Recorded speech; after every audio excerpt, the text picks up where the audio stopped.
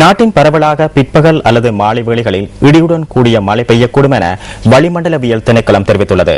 சில கடற்பகுதிகள் கொந்தளிப்பாக காணப்படும் எனவும் வானிலை அதிகாரி முகமது சாலிகின் தெரிவித்துள்ளார்.